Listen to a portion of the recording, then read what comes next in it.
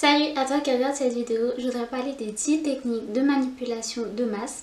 Donc ce serait une liste qui aurait été élaborée par Noam Chomsky. Noam Chomsky, c'est un linguiste, activiste politique et philosophe américain. D'autres sources disent qu'il s'agirait d'un certain Sylvain Timsit.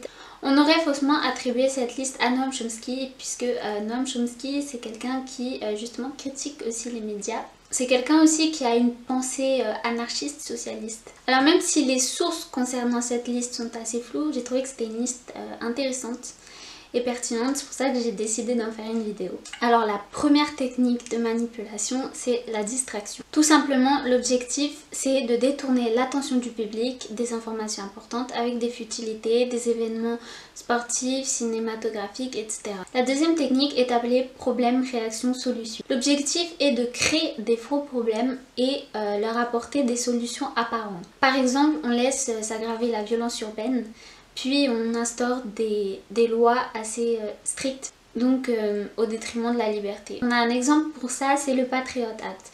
Donc le Patriot Act a été voté pour lutter contre le terrorisme après l'attentat de 2001 aux États-Unis. Donc cette loi autorise par exemple les services de sécurité à écouter les conversations téléphoniques, à surveiller les communications sur internet, etc. Le Patriot Act était censé être une loi temporaire et on voit qu'elle est prolongée jusqu'aujourd'hui. La troisième technique de manipulation de masse, c'est la gradualité. Pour mieux faire accepter une mesure, on va la faire accepter progressivement, sur le long terme, plutôt que d'un coup. On a bien vu par exemple avec le confinement que Emmanuel Macron n'a pas imposé directement 2 mois, il a préféré faire de 15 jours en 15 jours. Donc la quatrième technique de manipulation serait de différer. Donc là c'est le fait de présenter une solution comme douloureuse mais nécessaire, donc en obtenant l'accord du présent pour une application dans le futur. Parce que justement c'est dans longtemps et que le public a naïvement tendance à croire que ça ira mieux demain.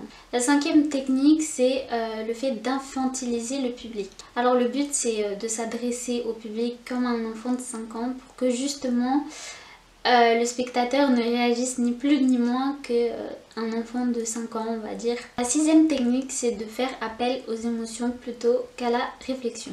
Donc on sait que l'émotionnel est beaucoup plus fort que la raison, que la réflexion pour convaincre quelqu'un notamment. D'ailleurs la peur, la colère sont des émotions très fortes et on dit souvent qu'on est prête à tout sous la peur en fait. Car les gens vont se référer à peu près n'importe qui va les rassurer, qui va leur promettre des belles choses sous la peur. La septième technique de manipulation de masse, c'est de maintenir le public dans l'ignorance. Et ça c'est pas vraiment une nouveauté avec la prolifération des émissions de télé-réalité par exemple.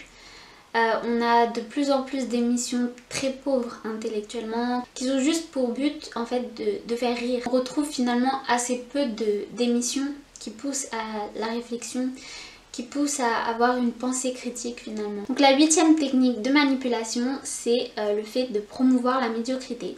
Donc ça rejoint un peu la technique d'avant finalement. On a vraiment un phénomène de complaisance dans la médiocrité. Finalement les gens vont trouver ça cool de paraître débile, ça va être marrant finalement. La neuvième technique c'est de renforcer l'autoculpabilité de la population. Donc on va faire croire à l'individu qu'il est seul responsable de son propre malheur et du malheur on va dire du monde. Par exemple si la planète va mal c'est parce que toi citoyen lambda tu n'as pas trié tes déchets comme il fallait, alors qu'on sait que ce qui pollue le plus ce sont plutôt les gros industriels, l'agriculture, etc. Et enfin la dernière technique c'est de connaître les individus mieux qu'eux-mêmes. Et ça je trouve que c'est vraiment très important. Il y a vraiment eu une avancée au XXe siècle en matière de technologie, de biologie, neurobiologie, psychologie appliquée, etc.